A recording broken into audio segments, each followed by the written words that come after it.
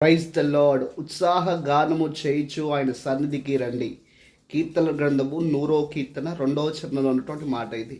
ఆయన సన్నిధానంలోకి అనగా ఆయన సంఘంలోకి సంతోషంగా ఎందుకు రావాలి అనేటువంటి ప్రశ్న ఉన్నట్టయితే దానికి జవాబు ఆయన తన ఏకైక కుమారుడైనటువంటి యేసుక్రీస్తు ప్రభువును మన కొరకు బలిగావించి ఆ కుమారుని రక్తం ద్వారా మనను పవిత్రులుగా చేశాడు.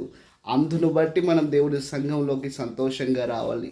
రెండోది వాగ్దానం ఏమనగా నీ దుఃఖమును నాట్యంగా మారుస్తానని ఆయన వాగ్దానం చేశాడు. కాబట్టి ఎటువంటి దుఃఖంలో ఎటువంటి వేదంలో నీవు ఉన్న ఆయన సన్నిధిలోకి వచ్చినట్టయితే ఆయన సన్నిధిలో సంపూర్ణ సంతోషము కలదని వాక్యం అంటుంది.